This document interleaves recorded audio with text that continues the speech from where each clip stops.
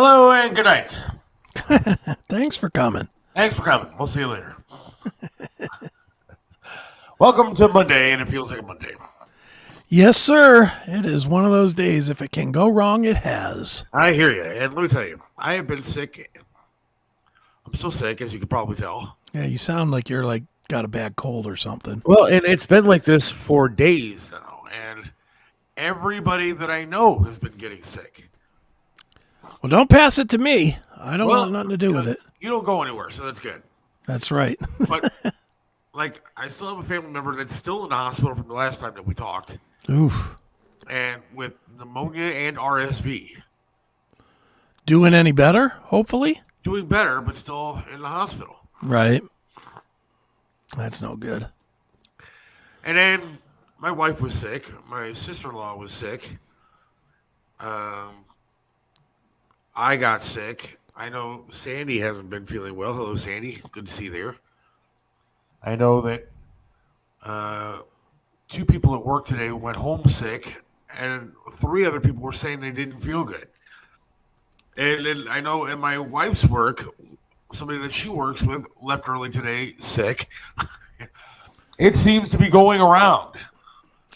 Well, we better lock down the country for 3 years to combat it. That's where I was going, because you know what's out there. Have you heard about this? I have not. I was joking, but okay. There are some members of Congress, including, I think, 4 Republicans.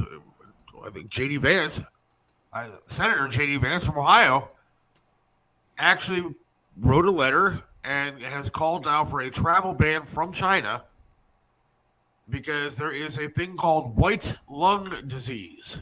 White lung disease? Yes. Okay. I don't know if you have the ability to look up what the symptoms are of white lung disease. No. But this is for real. And yes, to quote Gunner, the damn Chinese are at it again. Allegedly. Wow. White lung syndrome is emerging as a new health issue of global concern.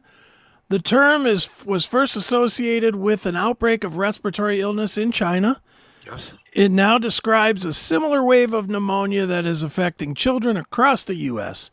Since August of this year, around 150 pediatric pneumonia cases have been reported. Blah, blah, blah. I'm looking for, let's see. I don't see any symptoms. It just sounds like it's pneumonia. Clogged up lungs and fluid in the lungs and all that other shit. White lung disease sounds racist. Can non-whites get it? I think probably not. I think it's white people's disease. Yeah, well, they're hoping that anyway. They're okay with us dying as long as they're not.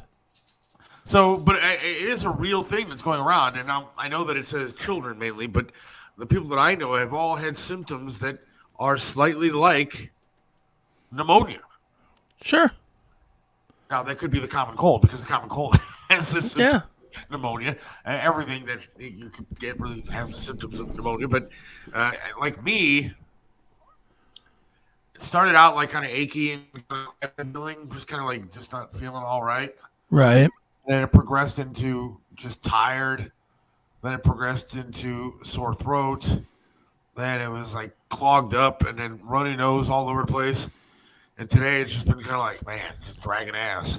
Sounds like they repackaged COVID to me. It does. It sounds like, I think I got a gift. But I know that I've had a couple of different family members that are close to me that have got tested for COVID to see if it was. I won't take the test. Whatever. Fuck them. Right. And it was not COVID, so I don't know what it is that they have, but or what's going around, but it doesn't seem to be COVID. It seems to be something totally different. Well, let's close all the businesses and let's make it so that you don't get this if you're sitting, but only if you're standing. And yes, let's get back to red, yellow, and green statuses of your local county. Let's get right on that. And if you stand 5.5 feet away, you're screwed. But 6 feet away, you're okay. Yeah. And please put on a mask that is completely useless. Doesn't work. That you can breathe anything in that you want. Sure. Can we get Governor DeWine to tell us that the curve will be broken in 2 weeks or 2 months or 2 years, but change his story every time? And look, Heidi's checking in. There is a pneumonia outbreak in Ohio. I think I saw. Yes, I believe there is a pneumonia outbreak in Ohio. Well, thankfully, I don't go out, so. I'll tell you what. Say what you will. Being a hermit is starting to really have good perks. I was going to say, man, you got it made. I don't deal with any of this shit. No, you're just sitting at home and relaxing. Everything's good. Yeah. Just sit home, watch TV, do some shows, do some work. It's great. If you see me in my car in your driveway, it's because I'm breathing down your chimney to see if you get sick. No, don't do that. I don't want nothing to do with. Look, you forget I'm the one that was in the hospital with COVID last time. I really don't want nothing to do with anything with the lungs. I'm so stupid.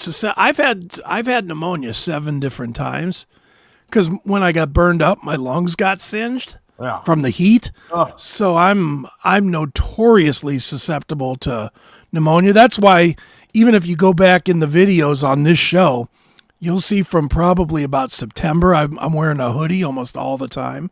It's because I get sick super quick. And where you might get a cold and, you shake it off after 2 or 3 days, it sinks.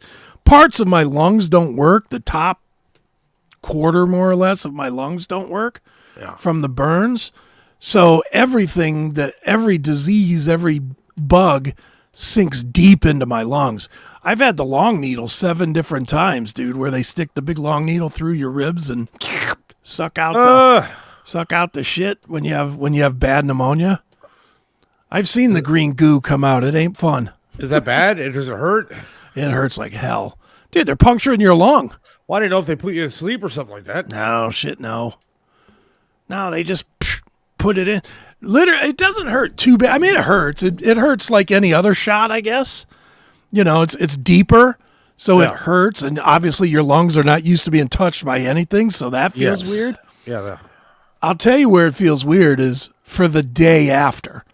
Because for the entire day after, you're like, you feel like you have a lung problem because your lung got punctured. So it sucks. There's no good that comes out of getting your lung drained from pneumonia. So keep that shit away from me. Well, CNN is reporting. Let's see here. I don't know if you can believe it. It's CNN, but Heidi would probably agree. It says mycoplasma, the bacteria behind the recent spikes in pneumonia cases in Ohio and overseas. Well, CNN is reporting that it must be a macroplasma. Yes. But this all seemed to be related to children. But none of the people I know that are getting sick are kids. Well, not to get us kicked off of YouTube in 3.5 seconds, but what was the one place that COVID did not seem to affect too bad? Kids. Children, yes. So, that's all I'll say is, now they're going to start with kids to make sure that you get your kids a vaccination? The new wave is the kids. It could be. Yeah, could very well be. Not saying that's what's going on, but I'm not saying it's not. Yes, a hermit might be safe, but it can get pretty boring. Not for Chris. Not for me. I have every TV channel known to man. Are you a video game guy? Nah, I have a PS whatever, 4, 5, whatever it is. Not the white one that looks like a vagina, the other one. Is that a 4? I don't know. I'm not a PlayStation guy, but an Xbox guy. I have a PS whatever, and I have like 2 games on it. I have NFL football and I have baseball, or basketball rather. I have 3 because I do have a baseball game too. But even though it sits right in front of me on my TV in my bedroom, I don't think it's even been turned on in about 3 years. So I'm not much of a gamer anymore. I used to be. You would think a guy that owns a fucking pinball place would be a gamer, but no, I'm really not. When I was stuck here for like a year without being able to go outside because I couldn't drive anywhere. Right. If I didn't have video games or cable, I would have killed somebody. Literally, I would have gone to a neighbor's house and crawled there with one leg and beaten the hell out of somebody. Sure. Because I would have just gone crazy without something. But yeah, now I don't have time to do anything. Now I'm just constantly working nonstop. Well, if we get I'm not bitching about that, by the way. Well, if we do get locked down again, dude, I'm going to tell you, there's so much entertainment on X right now that X isn't like X like Twitter X. porn? Oh. No, like Twitter X. X. Yeah. I just call it X. It's quicker than Twitter, less gay sounding. But there's so much real life shit on X that you can watch. You can watch for days. We did a thing on CMS on Saturday where I just randomly did a search on shootings at gas stations. All right. We must have pulled up 50 videos Really? that just came up like that of people shooting each other at gas stations. X is great entertainment. The best thing I saw on X, Twitter, or whatever it is Elon Musk the other day telling Disney that he doesn't care if he advertises with them. Oh, I love that. When he said "go fuck yourself," I was like, "All right, I love it." Elon Musk, Yeah. I love that guy. If I Dude. was to turn gay, he might be my guy. Dude, I'll tell you what's even more crazy about that. Those people like Bob Iger, They were there. they were sitting there. Yeah, He might as well got right in his face and told him to go fuck himself. It was fantastic. the greatest thing I've ever seen. But I guess if you have $250 billion, you really don't care. He don't care. He doesn't care at all. I used to follow an account called Guy with Swords, and he would post the craziest shit: Oh, yeah. factory accidents, murders, car wrecks, amputations. It's all on there. But she says they did ban him, I believe. But that was the old X. In today's X, they let anything. It's the Wild West over there now. I got to see something now. Is there? You better Guy take with us off Swords on YouTube. X? I'll pull it up, but I better take us off YouTube first. Why?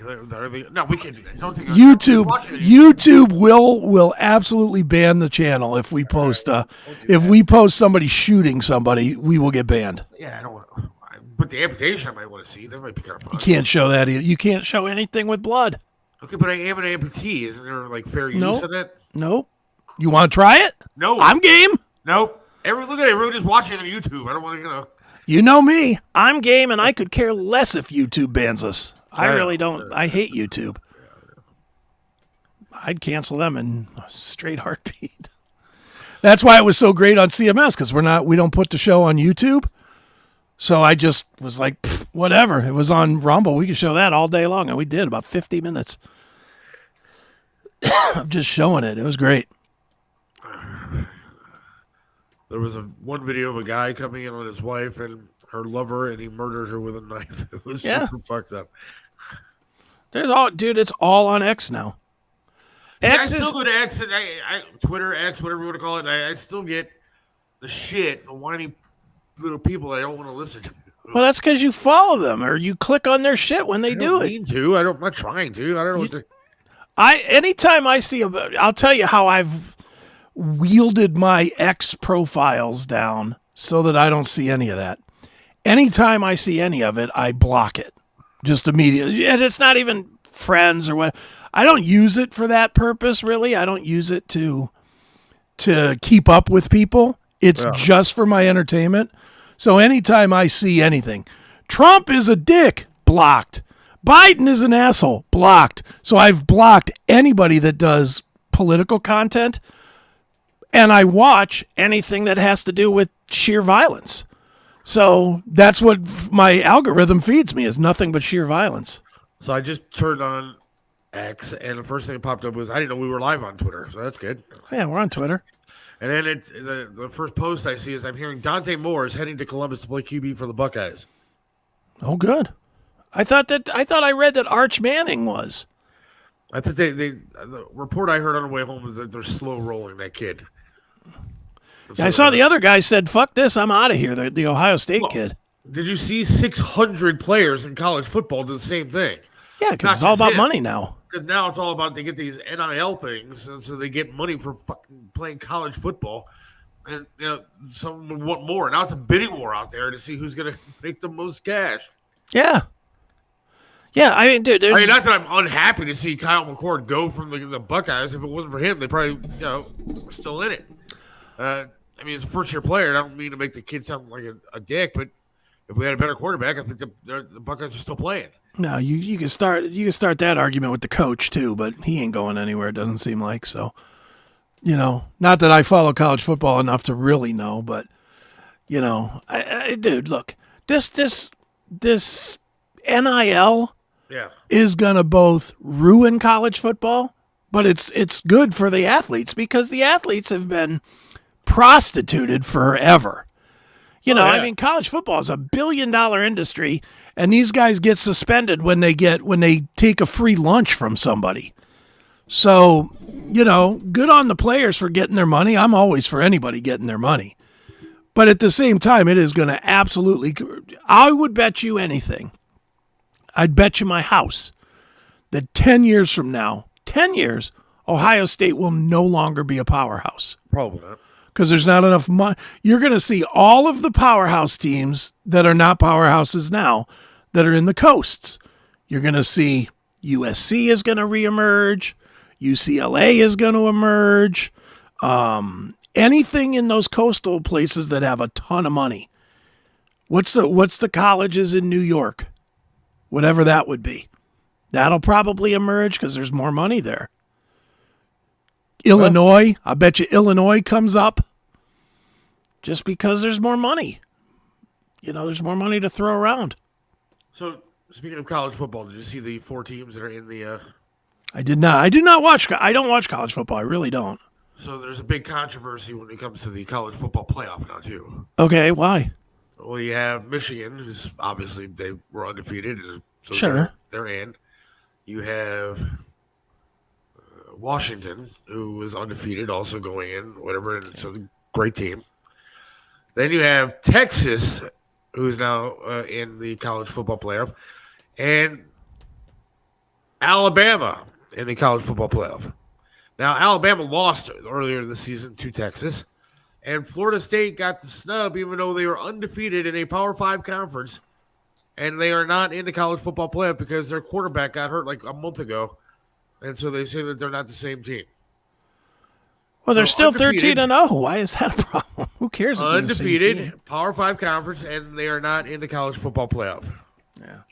College football is bunk. Am I wrong in thinking that? It's just bunk. The way they do all their playoffs and all this crap and 400 bowl games. It's stupid that they have a 4-team playoff. They need to expand that to probably at least 8, 12. Something. They need to have a bigger playoff kind of thing if that's what they're going to do. Couldn't they just remove, like, and I guess it comes down to money, but couldn't they do away with, like, the last 2 games?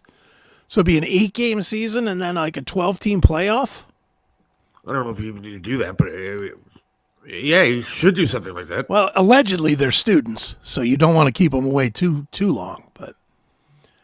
But you know, I mean, some of these games are just garbage. When Ohio State is playing Kent State or whatever, you know, and the score is 73-3, it's like, why even bother? Other than the school gets money to show up. Yeah, the school gets money to show up, so I mean that's why they do it. But you know, Yeah, but that's not good enough reason. It is. I mean, it gives kids in a smaller school an opportunity to play some of the big boys and play in a big, you know. So it's a participation trophy. Kinda. Yeah, we don't need participation trophies. You want to play in a big school? Be better. I don't disagree with you, but you know, it's that simple. You want to play at a big school? Be better. If you really want to play at a big school, the way this NIL works now, go to bullshit state, be awesome for a year, and then transfer. Be good enough to be transferred. Who do we have coming up today? We didn't even talk about that yet. We have the Blackheart Saints. They are a modern-ish rock band. They have a new single called 2 Drinks In. They've been on billboards several times. They've toured with Miles Kennedy. They've toured with Slash. They've toured with a bunch of bands. Seven Dust. You know, they've been out there, but they're just not known yet. Do they have white lung disease? They may. Who knows? We'll know in 20 minutes if they don't show up. They might have white lung disease. Man, there's just so much going on. So much in the news. So much crap going on. It's tough to keep track of everything that's happening. Yeah, it is. It's nutty. It's definitely a crazy world we're in these days. I mean, are you following all the stuff that's going on in Israel and everything? It's just... I'm oblivious, dude. I have literally... You know when I hear the news, honestly? Right here. Yeah. 2 days a week, 2 hours a day. That's the only news I hear. I do not watch it. I don't watch it. I don't pay attention. Unless it directly affects one of my businesses or something, I just don't care. But aren't you interested a little bit in like what the hell's going on? I'm really not. What do I give and this is going to sound super callous, but I don't care. The fuck do I give a crap what's going on the other side of the planet? Why do I care? How does that affect my life? Well, I mean, in a way, it probably does, right? What way? What way would that be? Well, you have, protesters here. I mean, and to see that. I don't. All right, I don't like seeing the hatred that's going on in this country. Like I just watched before I came up here. Yeah. A deli in New York, I believe it was. Mm-hmm. Oldies, oh, by the way. Yeah. Sandy. The protesters were standing outside yelling at this poor owner of the deli because he's Jewish, blaming him for genocide and not letting people into his business and threatening this poor guy. Did this upset you when you saw this? Yes. See, I never see that. To me, I don't see it at all, so I have nothing to be upset about. I don't watch it. I don't let it get into my head. I don't care what dumb people do. But I want to be informed, so I'm not one of the dumb people. Okay, so now that you're informed, what can you do? Not a goddamn thing. Nothing more than I can by being uninformed. I guess. I'm asking, what can you do? Well, look, I guess it has to do a lot with what I've done, for a long time now.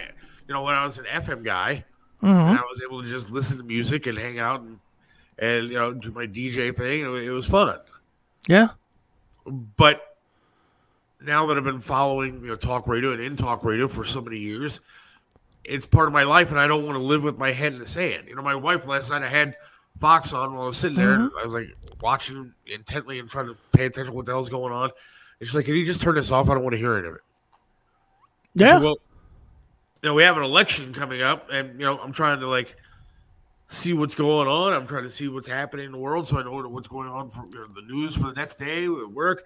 But I just wonder, the majority of Americans are like her, who just say, "I don't want to hear any more of this."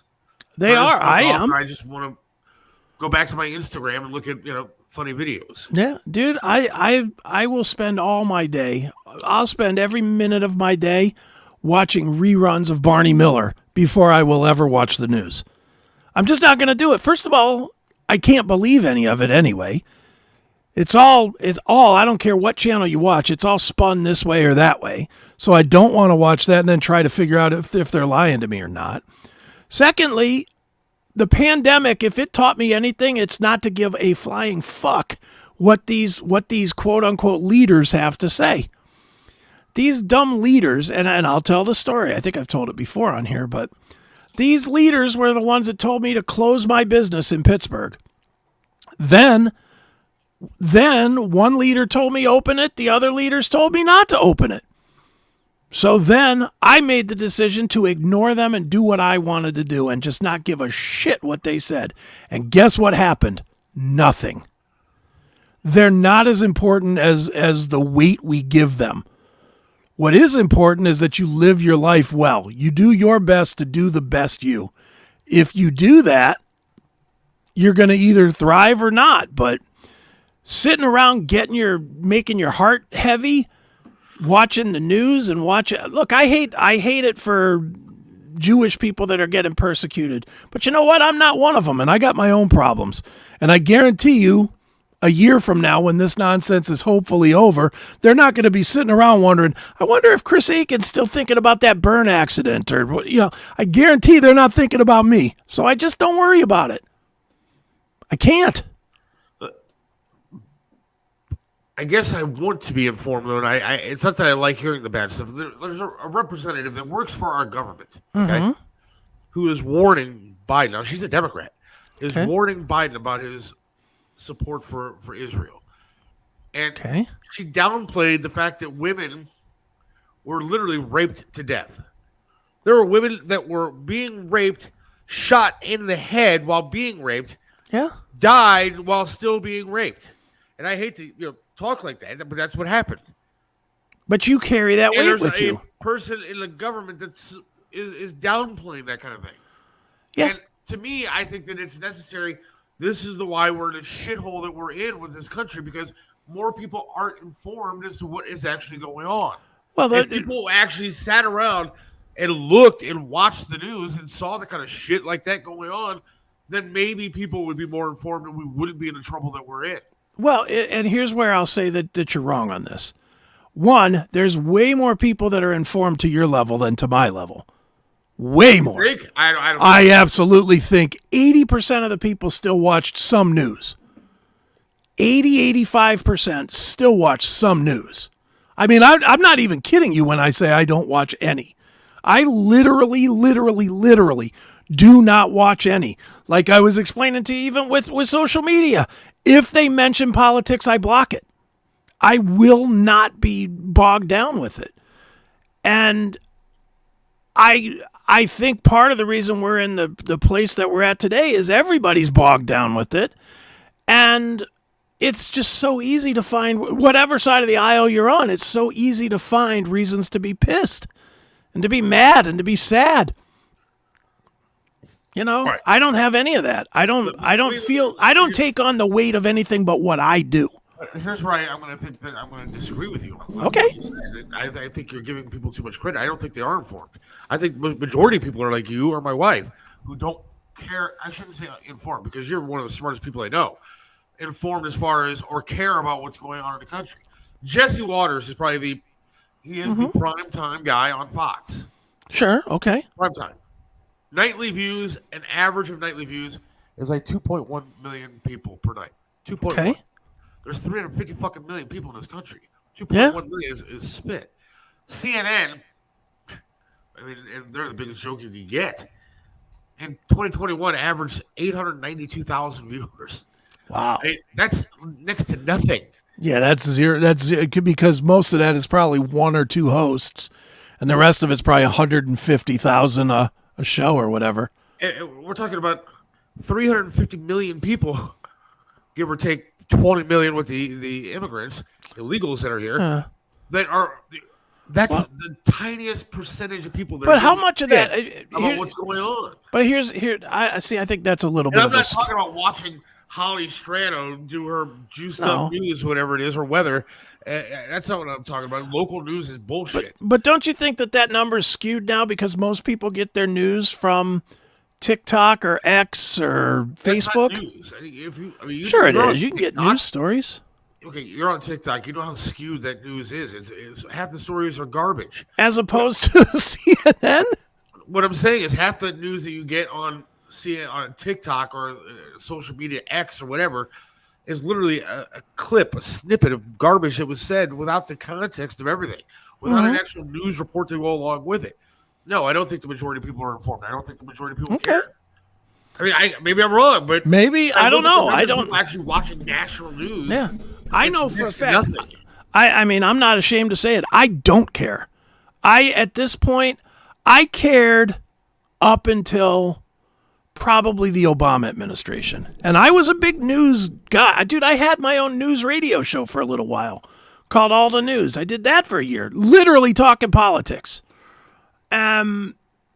I just got so frustrated with it and so angry about it. And I just was like, I can't carry that fucking rage with me anymore. I can't worry about what other people are doing. I only got X number of days left on this planet. And the last thing I'm going to do is waste 1 ounce of energy on shit that I can't control. What I can control is me. So I'm very selfish in what I watch and what I put into my system.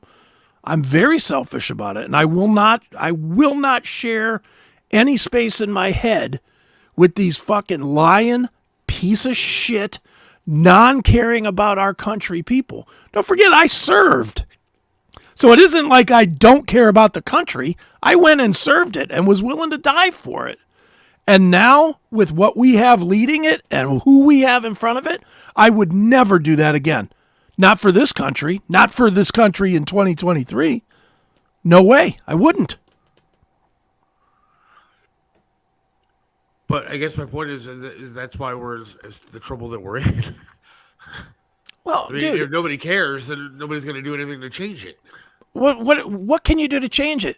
You try to vote these fuckwads out, and what do? They cheat the election. Well, that's, I guess, what I'm saying is that there's got to be something. You see who's changing it? It's the assholes that are out there protesting the little deli in New York.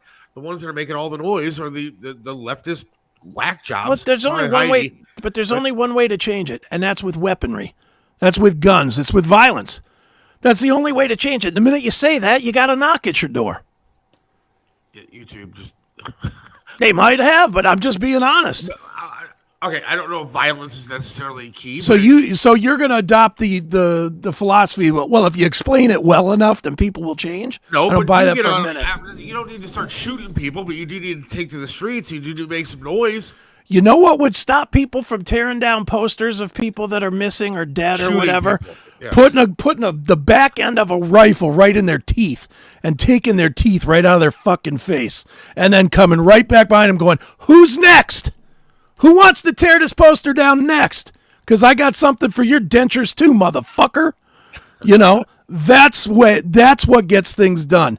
No, there's no amount of talking points, and certainly no amount of talking points on the news where instead of just giving the right point of view, they also got to give equal time to the person that says, you should hate Jews and you should kill them.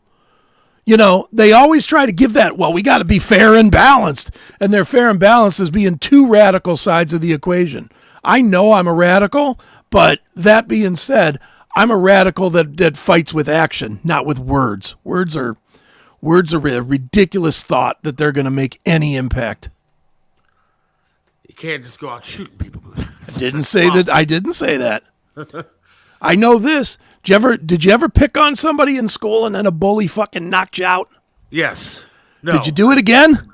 No, but I know what you mean. Yes. I did. I'll tell you the kid's name. I'll give him a plug for knocking me the fuck out. Robert Lujan in Streetsboro High School in 1986. He told me to stop messing with his girlfriend. I was trying my damnedest to get his girlfriend to give me a kiss. Trying my damnedest. He gave me one warning. I tried it again. He knocked me into next fucking month. Boom! Hit me, knocked me completely unconscious, split my eye, like all the way down my face. You know what I never did again? I never said boo to his girlfriend. Never. I learned my lesson the hard way. And unfortunately, there is no soft way to teach lessons anymore. We've softened this country enough to where everybody thinks they're important. I agree with that. And social media has a lot to do with that. Mm-hmm. Because everybody thinks that they have a voice and it matters what they say. Well, how about just take social media out? And I agree with you on social media. But how about if we go to an even bigger picture? How about that we just don't prosecute crime? That's true, too. You know, where is my incentive? I was thinking about this the other day. What is it that makes me this stupid and makes you this stupid that we're not just going in? Both of us could use more money than we're making, but neither one of us has just walked into a grocery store, filled a cart, and said, "Fuck you, I'm leaving." That's true. and why are we not doing it? It seems like it's legal now. Should get some Christmas shopping done. And that's what I'm saying. A couple of TVs and get some stuff I want. Again, going to X. I can go to X right now and just write people stealing from stores. 5,000 videos will come up, all different, from stores, all in the last weekend. So why are we so stupid as to not do it is kind of, and I know the reason, because we were raised with morality, because we were raised with a conscience, because we were raised with right from wrong. That being said, doing right isn't always right. Doing the right thing sometimes leaves you the pauper. And that's the world we live in today. That's why I can't be bothered with knowing the news, because the news just shows me that I'm the idiot that still thinks that there's morality and justice in this country. You got your ex-president with 900 charges, all of it bullshit, with a judge sitting on it whose spouse is posting about how they can't wait to see this fucking president put in jail. Right. And I'm supposed to what? Respect the law? respect the process, feel something like he's being treated wrong or something? No. I feel like the whole process and everything about it from the top down is fucking broken. So I'm not going to sit around watching. What, dude, it's how often will you sit around watching video of an empty junkyard? That's what the United States is now, an empty fucking junkyard. Just a bunch of broken shit. None of it works. None of it's going to work. It's just broken. Well, just like, good old Heidi here, who would love to see every single January 6th person put in jail. Yeah. Oh, by the way, there are guys that are literally just walked through and didn't touch anything, didn't break anything, that are doing 5, 6, 10, 11 years. Sure. The assholes that burnt down a building, I think it was a Wendy's. Yeah, I saw that. They got what, 100 hours of community service and a $50 fine or something? Yeah, $500 fine, I think it was. $500 bucks and some community service. They burned down a fucking building. Yeah, ruined $1 million business. Right, walked through the halls and are sitting in jail for the next 10 years. Yeah. Meanwhile, I mean, what do you think a Wendy's does in business a day? Listen, this idiot, I'm sorry, Heidi, you're an asshole. If you don't think the president we have now is the laughing stock of the whole world, then you're just a dick. It's stupid. Let her stay. I see people saying, telling her to go troll somewhere else. I say, no, stay right here. Stay right here. It's funny. But you can't be that stupid. You can't honestly believe that people think that Trump is more of an asshole than Joe Biden. Joe Biden's going to go to jail. Nah, he's going to die first. That's true. He'll probably die. He's going to die in office, allegedly die of natural causes. Wouldn't shock me any if he gets the Hillary Clinton suicide with 2 in the back of the head. I'm 29 and 60 years from now, I'm positive people will be like, you lived during that? And how someone like that could be elected. You're right. What? Biden? You're right. And you know why she's wrong? Because you know who they said that about last? Bush 2. And really, everybody's already forgotten about Bush 2. The only president in our lifetime that everybody cemented as being awful and has held that title is Jimmy Carter. Jimmy Carter has held the title and he might be replaced as the worst president by this fucking dunderhead that we got now. Yeah, and his son. Well, I don't give a shit about it. Isn't it funny that they both have retarded sons? Bush 2 is also a literal war criminal. Yeah, so are they all. Dude, Heidi's just a dick. No, she's what'd she say? She's 29?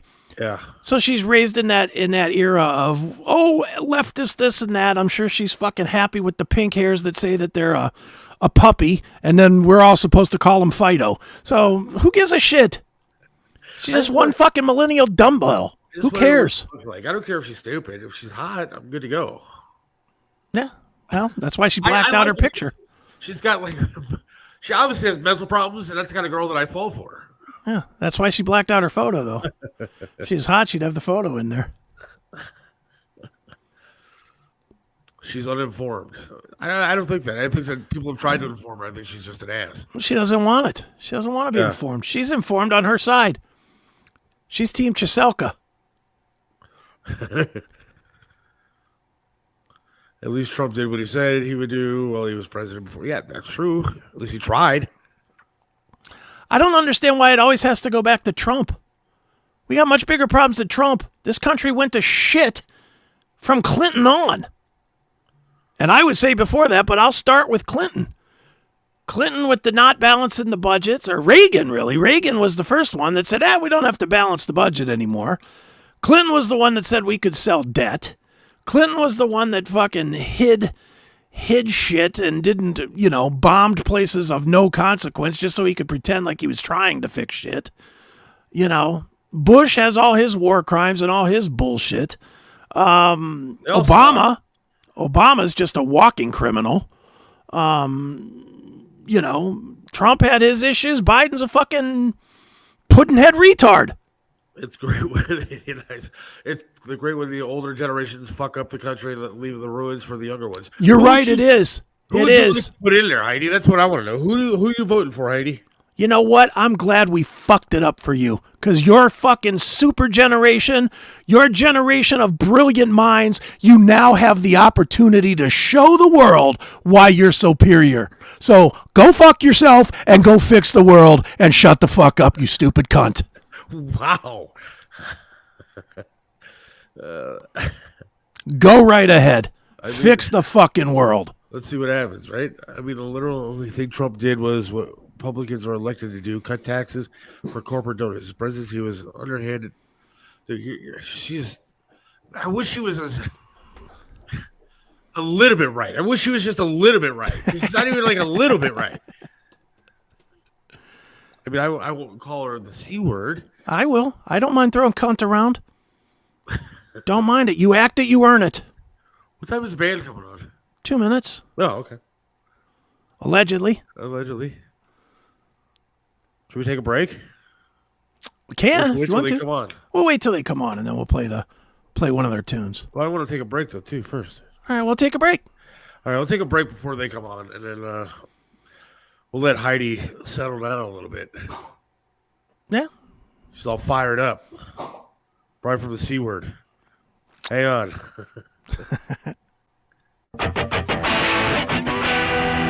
KRFK Radio has the best hard rock and metal on the planet. Featuring Joe Elliott, Def Leppard vocalist and host of the Joe Elliott Radio Show. Are you serious? Eddie Trunk, host of the biggest metal programs ever on radio and MTV. Charlie Kendall, creator and host of Metal Shop. For adults only. Dee Snider, Twisted Sister vocalist and host of the House of Hair. Any questions? Ron Keel, the Metal Cowboy, Ron Keel Band vocalist and host of Streets of Rock and Roll. And boss of this here outfit. L.A. Lloyd, host of the Rock Countdown. And here comes the best part. The Classic Metal Show with Neely and Chris Aiken. And Hairball John. Am I on the air? Together, they reach all, and I mean all, hard rock and heavy metal fans. And you can only find them all together here on KRFK Radio.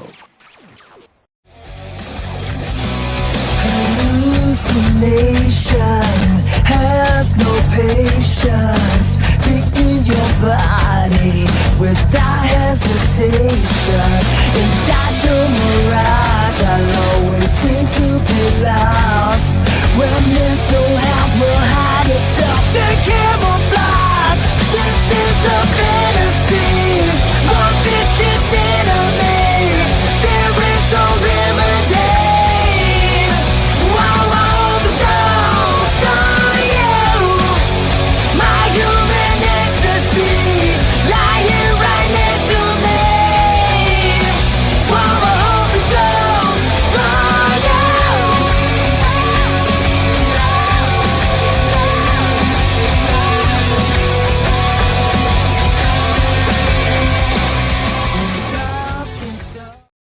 Back here on the Seth Williams Show with Chris Aiken, and we're joined now by the lead singer of Blackheart Saints, Josh.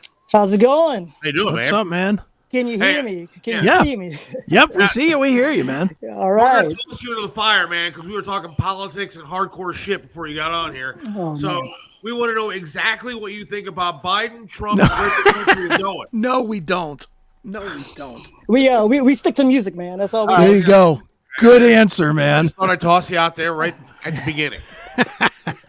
Thanks for joining us, man. Thank you for having me, man.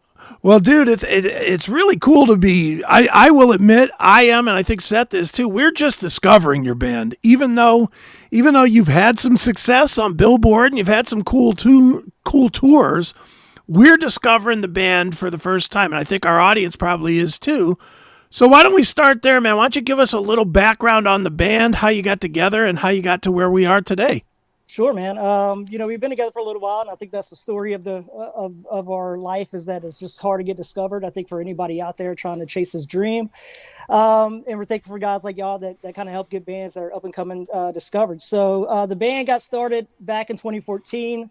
we all kind of moved to the music capital of Austin, Texas, to try to, do something with music. And been fortunate enough to find the right guys. And, we kind of had a little bit of a trial and error at first. And then probably after the first year of being together, we really had it locked in and got the guys that fit the image and the game plan, and really was hungry and wanted it. And it's been, off to the races. Right on, man. Well, dude, you bring up the point about being focused, and it's kind of the double-edged sword. I've been interviewing bands for 20, 30 years at this point, and I know every band that you've ever heard pretty much. And the one thing that is always the weird balancing act that I always find, especially with new bands, is balancing between it being business and it being fun.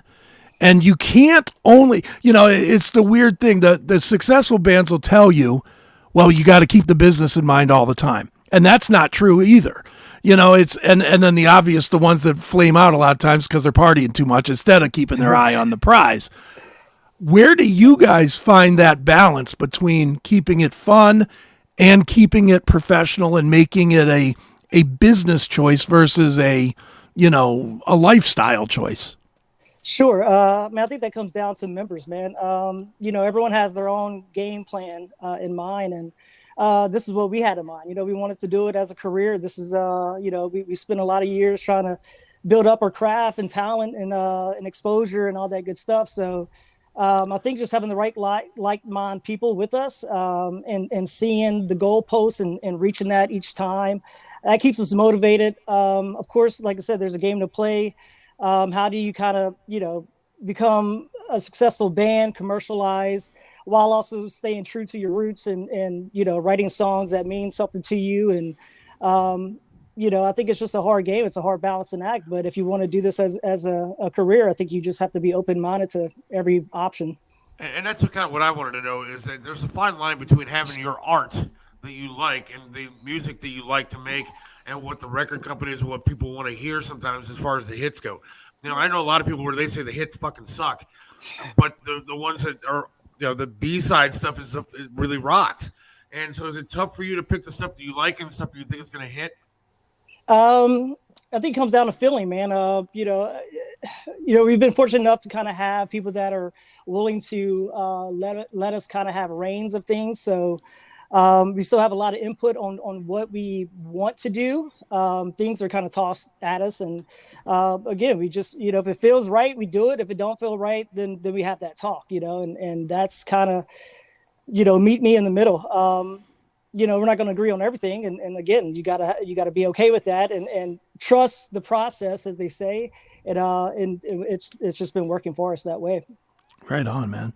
Well, dude, I noticed that you're signed with Cleopatra. They are a label that has very much changed over the last 15 years or so. I mean, I can remember when I first started working in print and in radio, Cleopatra was nothing but cover albums. It was always like, here's the industrial version of Guns N' Roses, and here's the country version of Metallica. It was always these weird things, but they've really kind of stepped up, and they're picking up a lot more bands like yours that are original. For you guys, what went into the choice there? Because I mean, like you said, you look at the business of it. I'm sure you saw that they did a lot of strange stuff that was not necessarily built toward building a band. What was it that they brought to you that made you think that, they've kind of changed the ship in the right way to where they would be a smart working relationship for you? I think from my understanding, Brian I think he started off as like a t-shirt shop or something, sure. Making prints for bands and stuff, which is really cool. I didn't even know much about him until recently. The Capitol Records and all that good stuff, right? Mm-hmm. I mean, those are staple names. Cleopatra wasn't something we really knew, and that's kind of where a manager came into play, and John Gomez, and he kind of took us under his wing, and he knew Brian personally, and we kind of sat down and talked, and now Brian's in Austin, Texas, so it kind of made sense to jump on board with that. How much are labels doing these days? That's another question to be answered by somebody. But it's good to have their support. It's good to be on a label. It's good to be taken as a serious band. And I mean, like I said, I've personally been doing this for a lot of years, and you really wanted this opportunity to finally happen, and here it is, so I'm blessed for that. How tough is it making money these days with the record label, with the manager and everything else, and getting seen and all that kind of stuff with the digital age? How tough is it for a band like you to make money if without the touring and everything? How tough is it? Extremely tough, man. I think a lot of people have been coming out about the streams number matching how much is being paid out and stuff like that, and I think that's very true. It's hard to make money. Which is where it goes back to the whole label and where they're able to really support a band. It's not like it was back in the day, where they're able to take that risk, and a lot of the bands are having to take that risk on their own, and it's good too, because again, we keep everything in our hands, and we could kind of oversee everything. We do a lot of our own bookings, and that's kind of the tour is the only way for us to really make money, and we still have our hands pretty much completely on that fact. So as long as we kind of keep doing our bookings, we kind of make money that way by being out on the road. Sure. What do you think about, and maybe you never even thought about this, but I only noticed it because I get the emails every day. I've noticed that Century Media, it's obviously a heavy metal, very heavy metal label. They all of a sudden are moving all of their stuff in their history, all 20 whatever years of history, over to Bandcamp. They're moving like everything there. And at first I was kind of surprised when I started seeing it, but then I started thinking about it and I was like, that makes a lot of sense, because even though you don't get paid for the streams, you guys ain't making any money from Spotify or Apple anyway. But at least if you're on Bandcamp, you can sell your merch and you can announce shows and you can sell tickets if you want to, or meet and greets or whatever, directly with people hearing your music. It's almost like maybe that's the direction the industry or the industry should go, because it should profit you guys more. What do you think about that? Yeah, man, that's not an avenue we really discuss. My guitarist we call him a mad scientist, because he's able to kind of figure all these little things out for us. And kind of really has a strategy with some of these things of helping us kind of get discovered. I think it's just a weird time, man. I don't think anyone kind of knows where this is all going. Definitely, if you want to talk about AI and look at what Kiss is doing. Yeah. Now they're talking about a digital performance, and so the musicians don't even have to be there. So I really don't know, man. It's a crazy time to be a musician. Yeah, it is. So where did you guys get your style from? What kind of bands did you guys listen to? Where do you emulate? Where'd you get your inspiration for your music? Of course, there's so many bands. We could name 1,000 bands that have inspired us over the years. I think we've all kind of kept our head into, the radio hits, which is why we kind of write the way we do. Obviously keeping it rock and roll by the bands that inspired us, from Guns N' Roses to, the Motley Crue, to Zeppelin, the 70s, 80s, 90s, Pearl Jam, Soundgarden, Stone Temple Pilots. The list can go on from rock to soul, and then each member in the band has their own, influences. And when we came together, this is what happened. So it's cool. Yeah, and that's the unique thing about your tunes. Your tunes, I read the bio, and the bio made no sense to me, quite honestly. That whole, it's modern sound mixed with classic rock sound. I was like, no, it's not. It's really not. It's its own, to me. You guys are making your own sound. I can hear, I personally hear a lot of Soundgarden and what you guys do. And I also hear a lot of 80s rock sound as well, but I don't hear the rip-off influence from any of it. What you guys are doing is very, very unique to yourselves. I don't know if it's musically or if it's just your voices. And I know you've heard that before. Your voice is very unique. That might be what I'm hearing, but how do you separate from falling too far into influence versus keeping your music your own? Right. I think it's funny because I just saw a video of Lemmy kind of answering this question where he goes, how do you feel about people ripping off your stuff? He goes, well, I think it's great. Maybe they'll come up with something that I can rip off from them. And I think that's, it's a question of, we don't know where to fall into this rock and roll, nowadays. So everyone keeps wanting to say that we're outdated sounding, or, so we're having to try to find a way to try to stay true to, we are a classic rock sound. Those are the bands that inspired us. But we also want to say that we're writing stories from today. Maybe things are going to affect people that we're going through today instead of from back then. So trying to keep it a modern sound to some degree. So, we really, to us, we're just a rock and roll band, a small rock and roll band from Austin, Texas, just trying to have a good time and hope that people come to the shows and experience that and have a good time with us. And see, something you said that kind of struck a chord with me, because I want to punch people in the face when I'm watching these stupid award shows and they have like categories of rock and none of the music is actually rock music. It's all this pussy crappy rock that isn't good stuff anymore. And I don't understand this new generation of rock, and rock radio is kind of letting me down a lot. Up here in Cleveland, it's letting me down. But there's got to be a breakout once again of that good, hard, heavy hitting rock music that we all love. And hopefully you guys can spring forward into that, because some of this music is just ridiculously bad. He ain't going to say yes. He's not going to say yes. You have to agree with me that a lot of this rock music out there isn't the same good rock music that we grew up with. It's just a bunch of crappy, tight jean wearing, loafer wearing hippies with a guitar that want to go out there and call it rock music. It's not the same rock music that you guys are playing. Well, I'll say this. Look, when we show up, it's a plug and play. There ain't nothing else to it, dude. We keep it raw, organic. If we don't practice, we sound better. If we don't get a sound check, even better. And you guys have played some notoriously difficult places. Like, I saw in there that you played Sturgis. And that is not a friendly confine if they don't like you. If they don't like you, they let you know, and they let you know for every second that you're on that stage. How was that experience for you guys?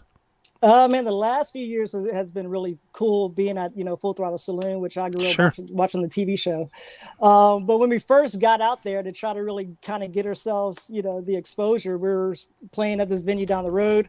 But the whole band had to stay inside of the venue in these bunk beds, no AC. I mean, we're just motorcycles at like 7:30 in the morning pulling into the venue, right, revving it up. So it's been a long road to where we are now. But and again, every time we go, we come back licking our wounds because we have a little too much fun. But it's a great experience, man. I'd rather people be honest with us than people BS us. If you don't like us, then you don't like us, and again, I rather that honesty. They received us pretty well, and they keep calling us back, so we keep showing up. All right, so I have to live vicariously through guys like you, because basically I'm a one-legged DJ, podcast, radio guy. And so I live my life thinking about what your life is actually like. Now, I'm assuming that you guys aren't married. You travel on tour buses, get the hot chicks on the bus. You got the bags of whatever sitting next to you and bottles of liquor everywhere. Is that how great the road is? Back in the day, sure. Not today. That's why we feel like we grew up in the wrong era. We want to be back in the good times where they didn't have video of everything. Everything gets video these days. So you can't get away with the things that you want to. But yeah, we have a lot of fun, man. There's a lot of stories that are very, not family friendly. Right? No doubt, man. Well, dude, talk a little bit about the success that you've had with several of your tracks on Billboard, because it's one of the things Seth and I do argue about is what is the value of radio today? Back in even 10 years ago, if you had a track on Billboard, you pretty much made it. Like, if you had one track on Billboard, you would get 10 more that would just make it based on that first one. It's not like that today, man. Billboard, it just doesn't seem like charting matters as much as it did back then. You guys have had, what, three songs that have all been on the mainstream charts for Billboard. Right. How has that helped you, if any? It's definitely helped. Again, when it comes down to us having to keep everything in our own hands by booking and everything, it's definitely has helped personally. But as in, the return on that risk that we took to try to make that happen with the campaigns and so forth. It's hard to kind of justify it to some degree. I think there's a place for it. Sure. But there's so many avenues that, it's almost you have to spin so many plates and hope that you grab a little bit from each one. And and hope for the best. I mean, I don't, again, I think back in the day, like you said, if you had a song hit the radio and it did pretty well, I mean, it was game over, and you're able to kind of maybe live off of that. Yeah. Nowadays, here we are 4 songs in, and them all charting to some degree. And, we're still out there trying to figure out, how to make $1 off this industry. Right. What's more important now? A charting song, or getting on a hot playlist? Ooh, I would say playlist, man. Man, that's hard. We've had great success with playlists and getting, the audience from all over the world, same with YouTube and everything else. Sure. As in with the radio, you're only going to reach certain markets and reach certain fan bases and who is listening to the radio, etc. And I would say maybe the same thing for XM. It's probably who's listening to that station and everything like that. So you can only pick so many ears compared to maybe a streaming platform, say a Spotify or Apple Music. They've been very helpful. We've seen, again, I mean, how do you justify the numbers and what's coming back from that? I can't figure that out. The numbers look great, and I would think that would open up a lot more doors, and it just hasn't, Right. So, where are your favorite places to go when you're touring? I mean, you tour a lot, so where are your favorite places to go? And are you coming to Cleveland anytime soon? You got to come up here. We do. Which we may do this next year. We usually pass through Michigan and stuff, so that's very possible. We need to get out there to Ohio. Again, like I said, we're just we got to go where the phone call comes in from and where the demand is, and we want to get to every place. The more people that find out about us and hear about us, I think the more that's gonna be possible. Some of the favorite places, I think, I mean, you can't beat Colorado. The weather's always great. We always try to go up north when it's summertime and get some of that cool weather that y'all hold on to. I mean, we haven't done a West Coast in a while, but that was always fun, hitting up California and hitting some of the legendary places like, the Viper Room and stuff like that. Man, we love all the places, man. We like being on the road. We like smelling each other, all that good stuff. Nice. Dude, tell me a little bit about the experience playing for the troops at Fort Hood. Because as a veteran, I know when the bands came, we just lost our shit for the bands coming to actually play for us and only us. So how was that experience for you playing for the troops at Fort Hood? Well, thank you for your service, first off. Sure, man. And it was awesome, man. I mean, that's experience, that you don't really get. I mean, I hope we have more of those opportunities, but it's something that I wasn't expecting a rock and roll band to be doing when I signed up for this thing. But that was the best, community service I could have ever done. It's right. These people are giving their lives to, keep us free and keep us, doing what we're doing.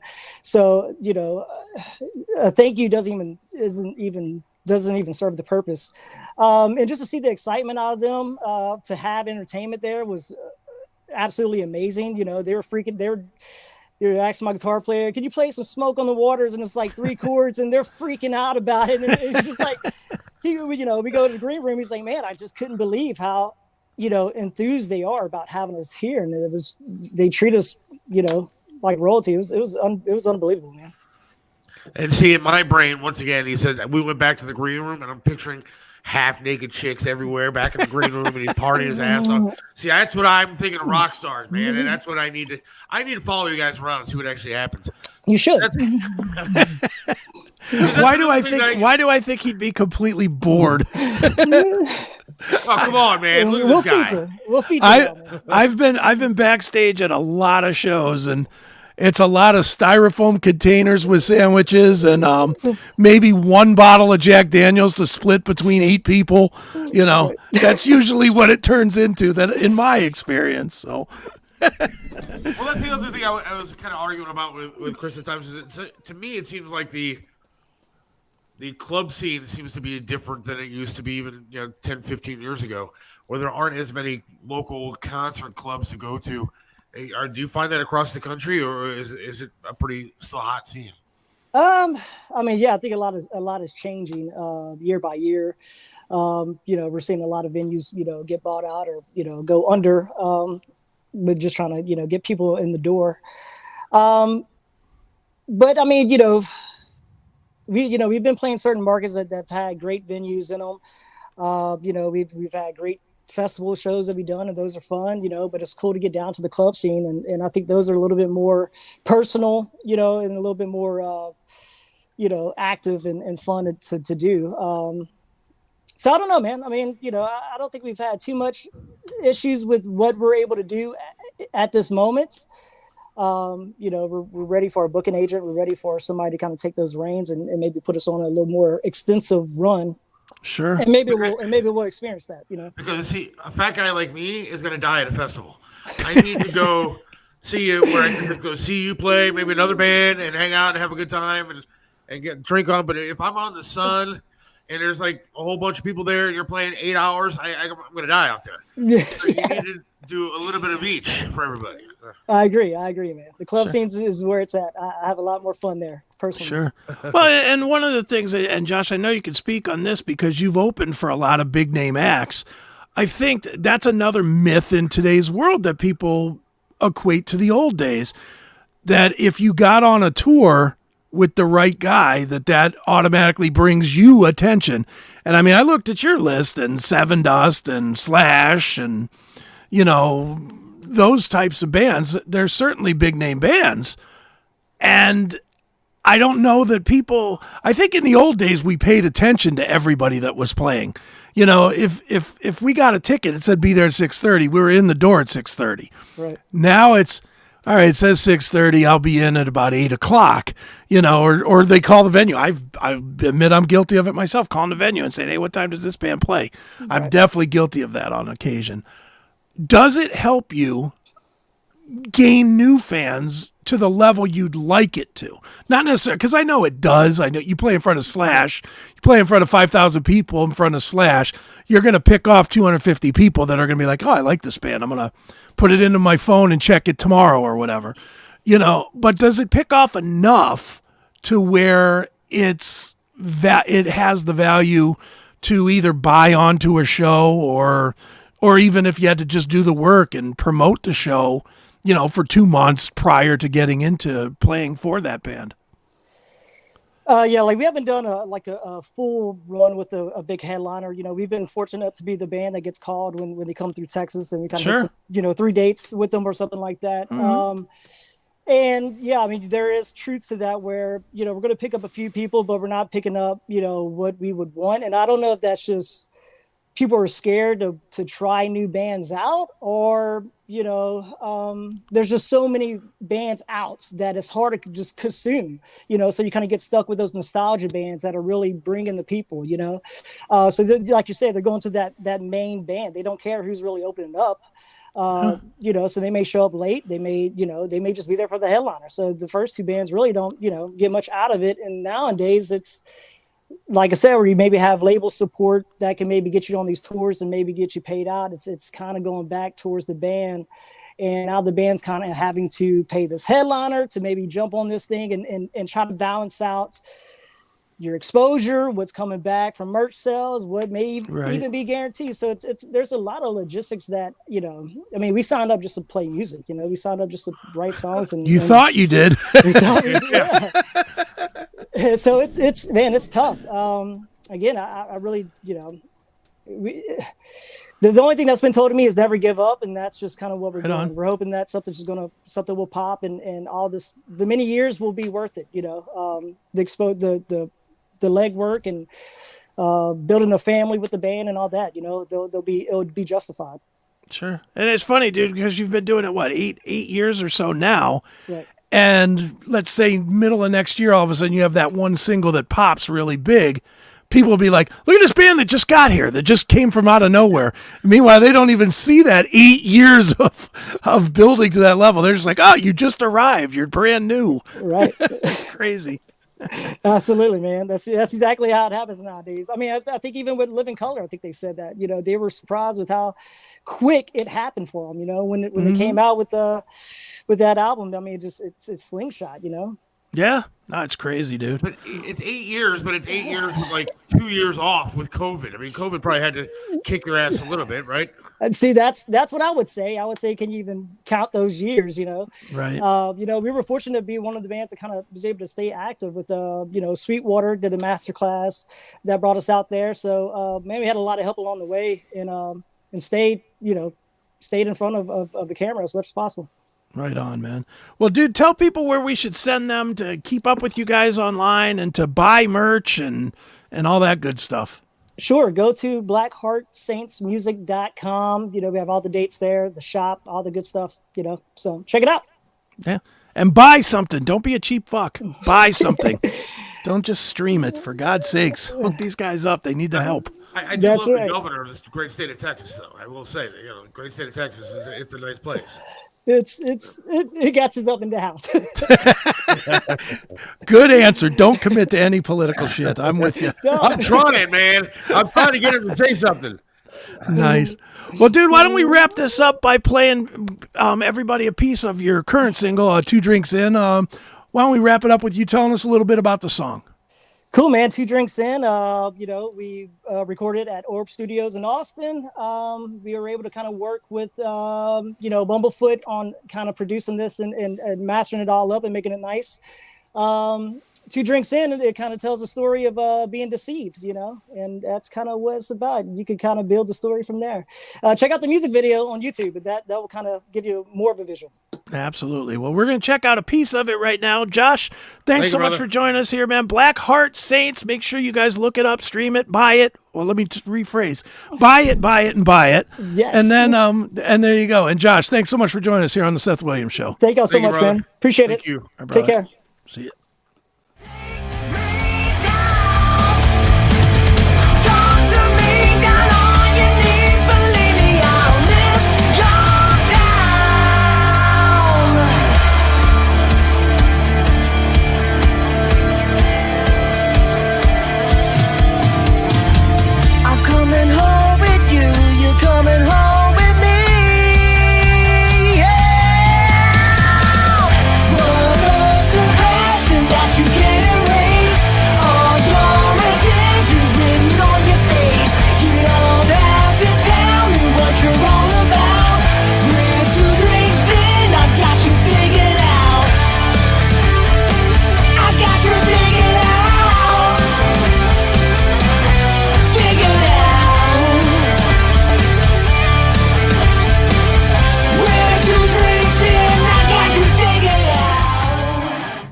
Does your company need fresh teas? Have you paid an arm and a leg for the ones you have? Worried about poor quality when you pay less? Stop worrying, Northeast Ohio, and visit us at www.wctees.com. At Wolf Creek Media, we're family owned, we offer simple pricing, and we're fair and honest. We even have an in-house graphic designer and cover all your apparel needs.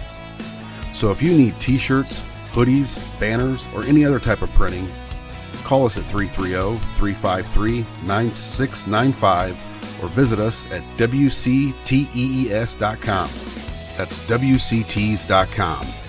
A proud sponsor of the Seth Williams Show. There's no place like home, and whether it's furniture, artwork, home accessories, appliances, or that one-of-a-kind collectible, Yellow Brick Road Online Auctions allows you to find everything you need from the comfort of your own home. The owner of Yellow Brick Road Auctions has been conducting online estate auctions for over 8 years by providing homeowners with a stress-free process to liquidate all items that have accumulated over the years. I'm Melissa Mendici, owner of Yellow Brick Road Auctions. Log on today to find your heart's desire. And welcome back to the Seth Williams Show with Chris Aiken. Yes, like those guys. I like those guys too. They were cool. He was cool. He was a good. Yeah, dude. I like their music too. I will say I will say anybody that we bring on the show pretty much is somebody I like. I generally like the bands, and I really like that band, man. I think they have a lot of potential to get somewhere. Get political. Do you blame him? Why not? Because he's trying to keep 100% of his audience instead of 50% of it. He lives in Texas. It's the greatest state in the land. He lives in America, where the land of both sides. He's trying to keep every fan. No, he was a cool guy. He was a good dude. Yeah, he was good. I like those guys a lot. Good music. So I want to give a shout out to Charlie's Auto Repair real quick. Charlie's Auto Repair in Lakewood. Okay. I know Gunner was trying to talk to him. Gunner, did you get a hold of Charlie about getting the hand controls put in your car? I told him that you were going to be calling. So if you want to get a hold of Charlie, get a hold of Charlie. He does a lot of great work. He's going to be snow plowing and everything else. if we ever get any more snow, We're going to get a lot of snow. you think? I hope so. But you can call him at 216-228-6979.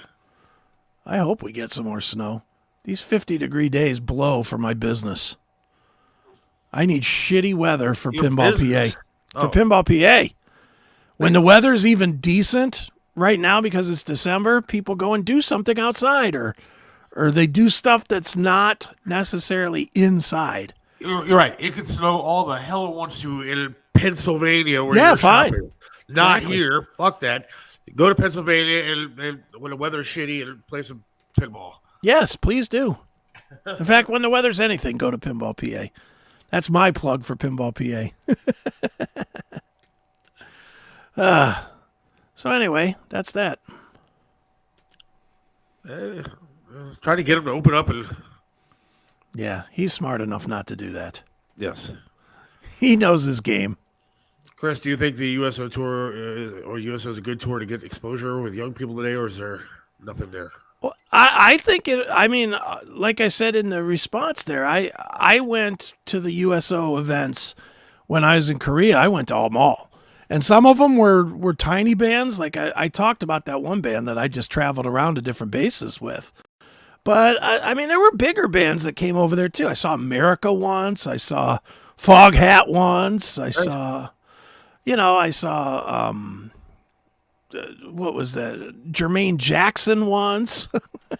I mean, I saw Miami Sound Machine at one point. There you go. I saw a bunch of those bands that all came over on that stuff. And it was, because we weren't getting that stuff and we were far away from home, it was cool. It was cool to get a taste of home. I mean, I don't mean to be a dick about rock music, man, but I listen now to a lot of Spotify, and I even had I got satellite in my car, Mm-hmm. and the music on there is all the same stuff. And there's nothing that is catching my eye as being really great new rock music. And No, I they're like not. these guys. These guys are really good. I enjoy the 2 songs we played from them, Sure. but I don't know them well enough to sit there and go, all right, I'm going to listen to an album. Because there's no radio play for any bands like No. this. And it that's the problem. It really does showcase how we did not realize how important MTV or commercial radio was to shovel this stuff down our throats. Yeah. Because, I mean, you could take bands that have had a 30-year run, and I would bet you anything if they didn't have either MTV or radio play, they would not have been successful. I'll point to one, Papa Roach. Oh, yeah. If we didn't get Last Resort beaten into our skulls in 1990 whatever when it came out, they would not have had a career. If we would have had to find them on Spotify, because it was different, there's no way it would have worked. But because the radio beat the hell out of that song for us, they're still out on tour today. I mean, do you have Spotify? Do you use all that stuff? I have it. Yeah, I don't. I use it on occasion. How do I you use more find YouTube the music, but how do I find it? Yeah. A lot of times I'll put on the new music mix or the new metal mix or whatever, and I'll just let it play. A lot of times, now don't forget, here's why I'm not a great example. I can listen to music for 16 hours a day if I want to. So I can hear a lot of things and just have it on in the background. And if something catches my ear, I stop and I pull up Spotify and I'll be like, oh, this is Seventh Raven or Seven Ravens or whatever. And I'll be like, and I'll write it down and then I'll go back and I'll listen to the whole album. I just did that. That band Seven Ravens comes to mind because they're literally a band that I just discovered they actually emailed me and were like, hey, I know you like modern metal. Would you give our band a listen? And I was like, okay. So I played it, and it was actually really good. So, I find it a lot of weird ways, but I do find it a lot with Spotify or YouTube Music, probably more than Spotify, but that is where I do find most of it. You cannot turn on the radio here in Cleveland and find good new radio or rock music. Yeah, unless you consider Even Flow a new song. Right. I mean, that's the problem in Cleveland. Cleveland is dead. Cleveland rock radio. Not that I've listened to commercial radio in forever, but am I wrong in thinking the only place that might play like Dirty Honey or something modern would be MMS, but it's only at those limited times between Rover and who's the guy at 3:00? Yeah, Alan Cox. Like, there's only limited times you can hear it. I won't listen because I don't like their jocks, but you like Corey, don't you? Yeah, he's all right. Yeah, Corey's okay. I mean, I haven't talked to him since I got fired. Oh, wow. Well, maybe you don't like Corey. I mean, you would expect that people that are friends to reach out to you, but then I am divorced to somebody that I used to work with. I think some people took other sides. Sure. But again, you find out who your true friends are. Yeah, well, you definitely do. I know that they try to do, like, they have that show. We're off to that radio station. Sure. Well, I know MMS does that 2 minutes to midnight or 2 hours to midnight or whatever, the metal show. Yeah. They basically stole mine and Matt's show, but didn't steal the name. Which is fine. I don't care. It wasn't like me or Matt were going to go back to do it. So, more power to them. It's not like they can't ever have a metal show without me on it. But I know who does it? Yeah. Corey, and I think Pat Butler. I think. All right. I like that. I've honestly never listened to it. I think it is Pat. Pat's a talented guy and very funny. So I like Pat a lot. So I'd listen to that. I like Pat's band a lot too. Signal 30 from back in the day. I've only seen him advertised for. I've never actually heard him. They're kick ass, man. They were like that stoner rock type band, like a Fu Manchu type of a band. Huh. They're solid, man. They're really, and Pat. What's funny is when you talk to Pat, and then you hear him sing, and you'd never believe it's the same guy. I never heard him sing. Yeah. Let me see if I can't find a Signal 30 video. Gunner, yes, my sister-in-law did. Was just about to comment. Charlie called her back right away, working on things, but looks good. Thank you, Seth and Charlie. Charlie will help you with these hand controls. He's really good at it. Knock on wood. Signal 30 band. I guess Signal 30 means something different to other people, but there's all kinds of different things. All right, here's Signal 30 Cleveland, right? Yeah, I got it. Here we go. This entire show I've been staring at this peanut butter blossom that my daughter made. Yeah. It's why don't you eat it? Peanut butter cookies with like the Hershey Kiss in the middle. So why don't you eat it? Because I'm doing a show. Whatever. Here, I'll play this so that you can eat it. How's that? All right, go ahead. All right, here we go. So this is Signal 30, and this is Pat Butler as the singer. So check it out.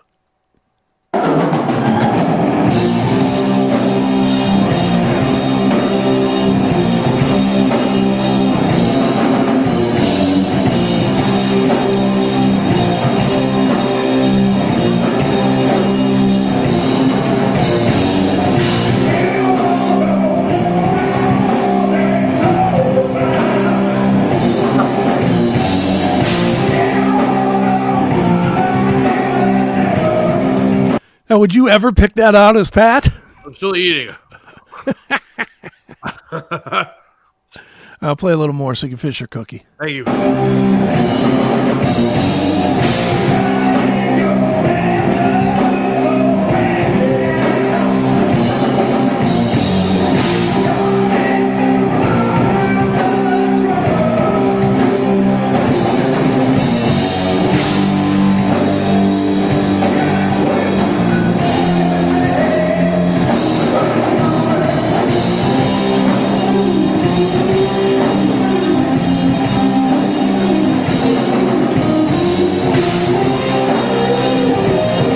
Would you ever? No. if you are listening, ever listen to WTAM in the mornings, because Wills and Snyder is actually a pretty good show, and you hear Pat Butler doing the traffic. That is the Pat Butler traffic guy who is singing in this band, and he's unbelievable. He's great. I mean, Signal 30 is a great band. They were really great. The bald guy over here, Steve Callahan, he's awesome. He's a unbelievably great guitar player. And Pat's a good guitar player too. But Pat, it's really I same as you. Like when I first met Pat, I knew him sort of from radio. Right.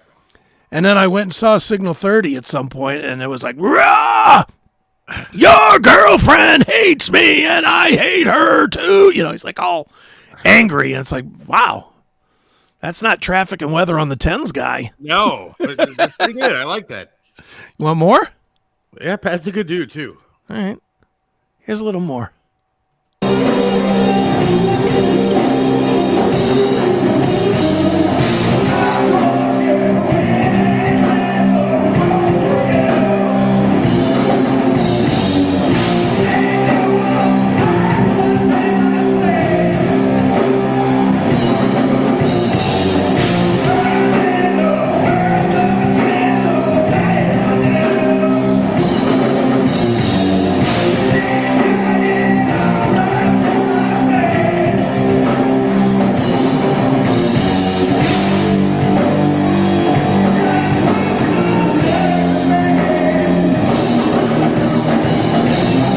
Now, you'd go see this band, right?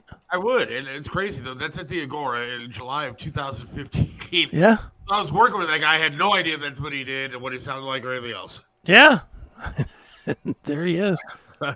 He's the most unassuming person you're ever going to meet in your entire life because he's a little guy who walks around, does the traffic and weather and stuff, and then he gets on stage and rocks. That's pretty cool. Yeah, he brings it. I've always been a big fan of Pat, and he's always been super cool with me.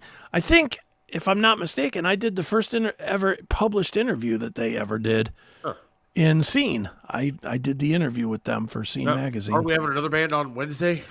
A week from. A week from Wednesday. A week from, and I don't remember who, but Lonely. I don't remember who, but you sent me a damn thing about it. I know, I don't remember. Dude, I could barely keep track of today.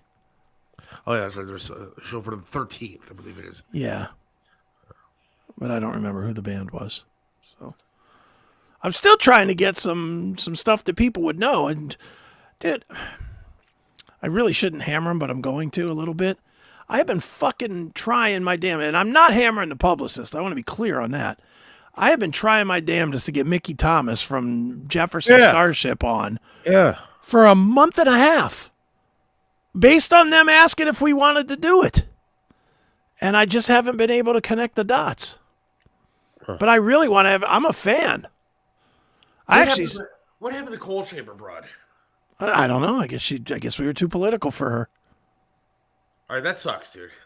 Yeah. I mean, look, I'm not gonna rip the girl because I know publicists, whatever. I still want to get people, but that was kind of stupid. Yeah, I agree. But some people don't want nothing to do with the politics, dude. I mean, I'm a fan of hers. I thought she was hot, and I thought she was good at what she did. Mm-hmm. And nothing. Now it kind of pisses me off. But again, this is why you can't get personal with any of this shit. Oh, believe me. I'm dealing now with having to book people. That's like part of my job. Sure. My main job for like, man, it's tough sometimes, man. And people sometimes they just don't want to do it. Yeah, and sometimes I've come to understand that about 50% of the time they're only doing it because they're told to do it, not because they want to do it or they want to do press or anything. It's some manager saying, you have to do these interviews. I am so sick. How does that work? How does the whole publicist... So somebody they pay the publicist to get them on shows or what? Yeah, they'll pay. Like, I don't know exact... I do, but I'll put it in a different way so that I'm not speaking out of turn.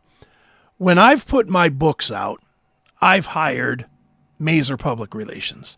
I've hired a publicist to get me on shows. And you can do it one of two ways. You can either commit to a certain amount of time and then you just do interviews and they line them up for you. Or if you're cheap, you can pay by the interview. So you can say, well, it's $75 per interview that they line up. And then you do that, and then you say, well, I only want to do 5, because you have your budget in your head what you want to do.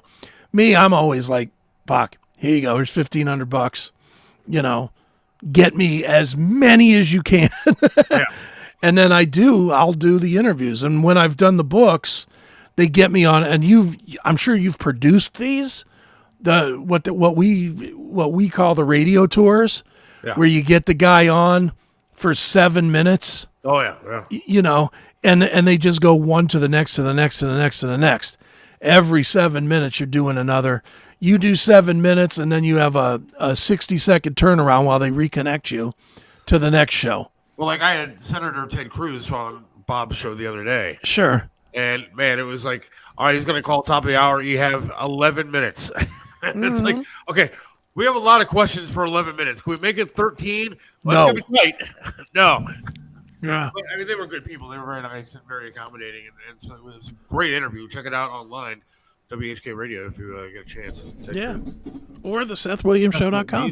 The SethWilliamsShow.com. I always forget that. That's right. It's over there too. So, but yeah, I mean, that's how it kind of works and like, I'll get emails for a lot of these guys and it'll just say Tuesday and Wednesday between 1 and 6 or noon and 5 or whatever.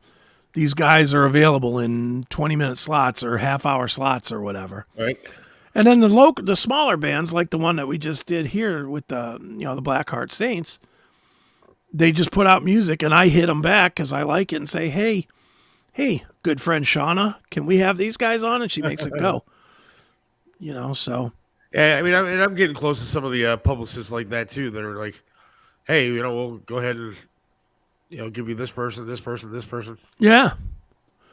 Well, dude, a lot of it has to do with if you do their bullshit, a lot of times they'll give you their better ones. Like, I'll just throw an example for me was recently doing that Mick Mars from Motley Crue. Yeah. If you go out there and I challenge anybody to Google it, if you go out on YouTube or Google or whatever and you Google Mick Mars interviews 2023, they're all major publications. It's all Rolling Stone and Variety and radio stations and whatnot, except for one podcast, Chris Aiken Presents. And it's because I've always been super cool with their publicist, with Mick's publicist and his manager. I've always been really good with them. I've done every bullshit band that he's ever put in front of me as well as the big ones. And I always treat even the little tiniest guys with the same respect that I would the big guys. And he remembered that. And when I was negotiating with the Mick Mars thing, he even said to me, he goes, I'm going to catch a lot of shit for giving you this interview. And I said, I do, and I appreciate it. And he made it happen. Okay. Yeah, that's awesome, dude. Yeah, that's I got to check out that interview. I haven't checked it out yet. I want to check that out. It's a good one, man. One thing that we start having to do more of is tell people to go to the website, because I'm checking out the website, and it is fucking amazing. Which one? The Seth Williams Show one? SethWilliamsShow.com. Yeah, it's great. It is great. It's the only thing we should. On there. It's the only thing we should be promoting. We should not be promoting. Go to YouTube. Go to Rumble. Go to X. Just go to the SethWilliamsShow.com. Go to the SethWilliamsShow.com. It's all there. Everything is there. Yeah. It's got the Bob France stuff on there, which is cool. It's got my stuff. If you like me, it's there. Metal stuff. The metal show, classic metal show. It's got all that stuff. Yeah. Everything's there. And it's really, really cool. And it's easy, and it's one page. Yeah, look at that. It's all one page. You don't even have to surf around for anything. You can buy merch there. Hello. Yeah, hello. it's all there. Well, again, if you don't tell people that it's there, they're not going to buy it. And I'm as guilty as you. I never say it either. Yeah, I'm telling you, we got to start doing it more. TheSethWilliamsShow.com. Check it out and buy some merch and have fun. Hey. Nothing says Christmas like some shitty gift that nobody's ever heard of before. Get them the Seth Williams Show something, and then they won't even know what it is. It'll be a conversation starter because it'll be like, "Who the hell is this Seth Williams guy? And who's the show?" And you can say, "I don't know, but I bought it, and it's for you. Right. Merry Christmas." I mean, what could be a better Christmas present than a Seth Williams Show coffee mug? Right. Nothing. That sounds like the ultimate gift. I don't understand what I did, because for Christmas I spent a lot of shitty money on my daughter and my wife, getting them stuff that was garbage, when I should have just gone to the website and bought them all kinds of Seth Williams Show merchandise. You could have just gone to your closet and given them the Seth and Mike shirts. I have a box of them sitting in a closet. Probably hoodies and everything else. Go to Wolf Creek Media and get other shirts and stuff, not the Seth and Mike shirts. Oh my God, I made some mistakes in this. It happens. Dude, you sound like you're gonna die. Are we done? You sound awful. We're done. Man, I'm sick. You're like starting to get like that wall between you and and health. Yeah, well, I'm starting to get all congested and runny, and right. Yeah, it's time to end the night. But go to thesethwilliamsshow.com. That's right. That's a good way to end the night. And on Wednesday, we're going to talk about the Browns' disaster that is their season, because they're not going to win another game, just like I said. Blah blah blah. We should get John Drake on the show on Wednesday. I'll ask him if he's available. See if he's available. All right, I'll see if he's available. See if he's able to come on and talk about the disaster that is the Browns. I will have him come on. If he's available, I'll have him come on. I think he's afraid to come on. Oh, he's definitely not. I can assure you, he ain't afraid to start yelling back and forth with anybody. He's afraid to come on this show. I will just send him the clip of you saying that. That'll act as the invitation. I have to change his name. No John Drake Bloom Doggy thing. It's Wuss Doggy. Wow. He's afraid to talk about this shit team and how they're not going to win another game. Well, I'll tell you this. Every time I make a comment to him, like during the game, because him and I text during the games every game, every time I say anything negative, all I get back is, okay, Seth. You know what we should do on Wednesday, too, since we don't have a guest? Yeah. We have John Drake on. That would be cool. But they released the body cam video of Holly Strano. Oh, I'd like to watch that. And where she is telling people how she's in the news. And they give her the full set of tests. Did she, I have not seen this. Did she try to talk her way out of it because she was in the news? Yes. She flipped her fucking car over. And I went to the crash site. I will have to tell you about that on Wednesday as well. Yes, please do. Keep all that for Wednesday. That is a tease. I'm going to go lay down, and everybody have a great rest of your day. And God willing, we'll talk to you again on Wednesday. See ya. See ya.